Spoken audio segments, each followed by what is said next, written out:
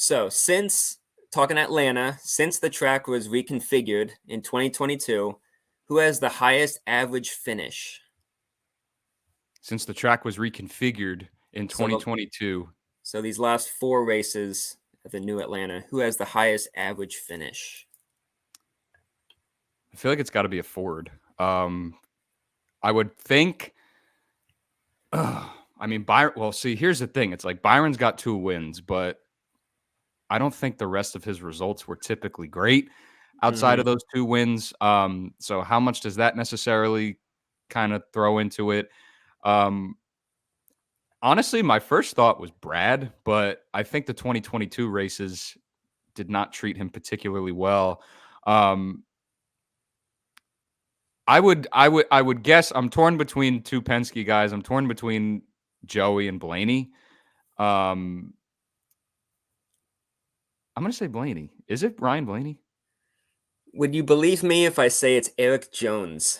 Is it Eric Jones? Eric Jones, a 9.25 average finish. And Wow.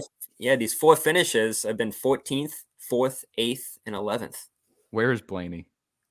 Blaney, let me see. What is he? You were not far off. Blaney has a 9.5 average Oh, finish. wow. Okay. So yeah, so he He was was right up second there. best. The Wow, second Eric best. Jones. That's Yeah. all right. Well, Yeah. that's fascinating. I could not I believe might be I had to talking literally about do it. I might be talking about him in a little bit. I had no idea that was good enough for best average finish. So that's a nice little nugget to know as Yeah. I will talk about him in a few minutes here. But Yeah. okay, that's fascinating. Good for Well, Eric Jones. How about yeah. it? As Shout you out. mentioned, guys will get a great finish at Atlanta, and then they'll finish 30th the next Yeah, time out, and that just kills their average. yeah. Good Eric's just been consistency top there. 15 in every single race. Wow. Yeah, good for Yeah. him. Yeah, but I think this next one may be a little bit easier for you. It's probably the easiest one, actually. Thought I would kind of balance it a little Okay. bit. Who has the most wins on the reconfigured Atlanta? On the reconfigured, it's got to be Byron. He's the only multi-time winner. Yes, there you Yeah. go. Byron Logano last year, and then Chase won, Mm-hmm. and then Byron won. By one. But his Mhm. average was like totally messed up because he finished where was it? I had it somewhere. Oh yeah, 30th and 32nd in the middle two races. Yeah. So we don't know who we're getting this time around, but Yeah, it was checkers or records for Byron. yeah. But that's a good segue because we got some drivers to watch here, Zach, this weekend for Yes, we do. the Am Better Health 400. So let's talk about some of those drivers. I'm not going to talk about Byron, but I have a Hendrick Motorsports Chevy that I'm going to be watching this weekend that I think has a really good chance of potentially coming back and breaking his winless streak. And it's going to be Chase Elliott, man. I want to talk about Chase Elliott because he swept both stages and won this race in the summer of 22, as I mentioned there. Look, he is he showed a lot of really good stuff in Daytona, Mhm.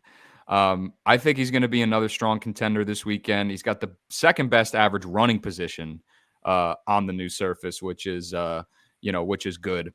Mhm. And Atlanta, not necessarily as chaotic as the traditional Daytonas, Talladegas. We might see this one get a little bit strung out with a single file train on the high side.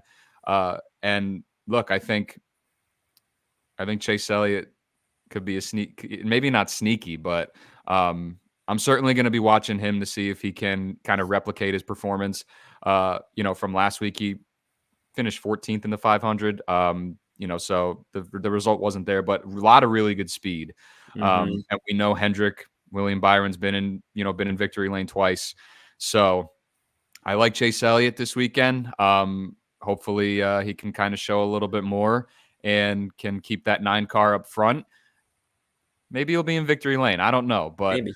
definitely want to see him kind of continue the upward trajectory, especially as we kind of get into, the more traditional style racing we're going to be seeing. But I'll Mhm. be watching that 9 car this weekend for sure. Yeah, I think I might stay in the Chevy camp and go with Trackhouse Racing. I think overall, I know Ross Chastain, of course, he's coming off a big loss, but it's also he's not losing sleep about it. As we said, he did everything that he felt like he needed to do. and just how he was able to control both lanes up there. I think that's a great skill set to have for a track like Atlanta, when it's a lot tighter. The turning radius, just everything about it. It's so much smaller than a Daytona or Talladega, but it's very similar type of racing. So you have to have that eye of bringing the intensity and the aggression. And he's a two-time runner up there. I think of Daniel Suarez. He's one of the few guys to have 3 top 10s in these 4 races at Atlanta. He was second last time. He had a fourth a few races before then. Daytona definitely wasn't good for him for Xfinity or the 500. But I think for the 500, he was in a really good position. He definitely he had the capabilities of being up there at the end, and he was, but he just barely got clipped in that big one, and he was done. Just give him a few more inches, and he would have been up there for the win. He would have had Ross to help him. Who knows what would have happened? So I think I'm definitely looking at a Chastain or Suarez to bring it home. Could be a 1-2 for a Chevy camp in the second race of the year. Yeah, Chastain, I like it a lot. Daniel Suarez for me, man, it's tough because again, like he comes out, he has the good finishes, like you said, but I feel like the consistency, the momentum of this team is just whenever it starts to get going, it just gets ripped out from underneath them. Yeah. And maybe that's a testament to like kind of how Trackhouse has been, especially last year, certainly looking for a rebound.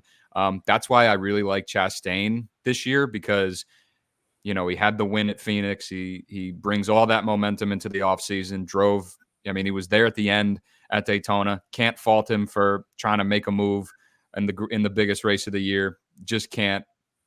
Mm-hmm. So Chastain, I like. Suarez, it's just tough because it's tough. It is tough.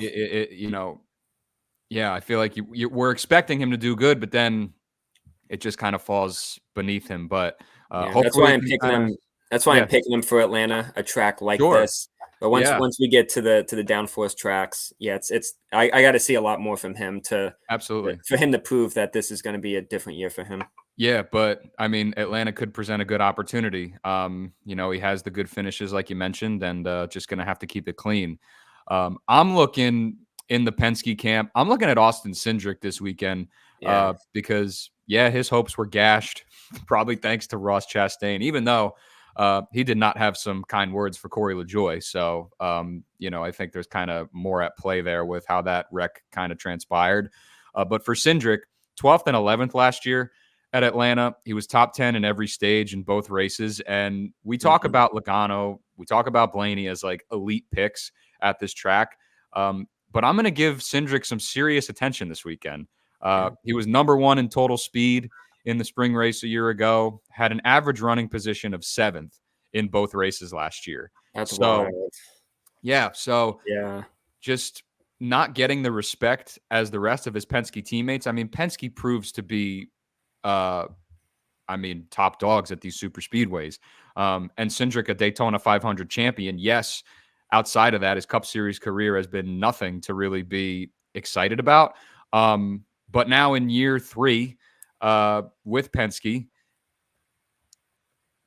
really strong in the 500. I feel like he's going to be slept on a little bit this weekend. So I'm looking at Cindric a little bit heavily this weekend to see what he can do, and I think he could challenge for the win. So I'm excited to see it. Yeah, and he did have a great Daytona. He was top 5 in average running position, green flag passes, and quality passes. So top big. 15. It's really hard to get top 5 in all those categories. It just shows just how quick that he was, and he's in a position, I guess, similar to Suarez, where he's coming off a really tough year, where his teammates were killing it. His teammates have won the last 2 titles, and he made the playoffs his rookie year off his 500 win, but even his road course stuff, just he hasn't been bringing it on the Cup level, and so he needed a 500 to go his way, and he needs a really good Atlanta. So I think he can definitely bring the heat. He just has to keep bringing it. It's just as you mentioned about Suarez, he'll have a really good couple 2-3 races, and then he's gone for like 2 months, and you're like, man, now it's hard to pick him because you don't know who you're getting. there's not a lot of drivers who oh, they're going to be a contender every week. And I was expecting Cindric to be that guy after nearly winning back-to-back Xfinity titles.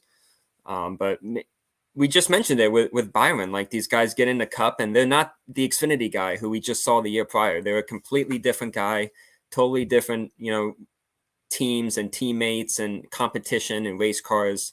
It can take a lot of years. I mean, Larson, Elliott, and Byron took them 100 races. I think 99 races exactly to win their first race. And now we don't even think about when they win or lose. It's just, we know they're front runners. So it could just be another case with Cindric. But I think Eric Jones, that when I looked up that stat to try to trick you and get you to think it was somebody who we would expect to be up front at Atlanta. Well, definitely didn't expect it to be that Jones boy, No. that's for sure. No, that really surprised me. I mean, it's just a little bit over like Blaney and a few other guys, but he's a veteran now in this series. He's proven to win. He won with Richard Petty Motorsports, a couple years ago at Darlington. So it's not just the Joe Gibbs, the teams who he's won with. He's able to do it with other guys. And I liked how Toyota looked. I know the 500, they weren't super flashy. There was a lot of Fords and Chevys, particularly near the end. But I think Toyota had a lot going for them in that race. I know Reddick, he was, top 5 in a lot of categories. And I feel like Jones had a really good car. I mean, him and Hamlin in practice, they were working so closely. They ended up winning practice because they were just tied on the hips of each other, and they were just flying. And I'm like, man, they can be really good in this race. And it just didn't work out. But just having those numbers to back him for Atlanta, that proves that he's able to keep his car in good positions and not get taken out. He's not, huge with, leading laps and contending for wins, but he can still bring it home in a solid position. And he's a smaller team. So if you're looking to make some cash or maybe just, build something on a driver for this weekend, I think he's a good pick as well.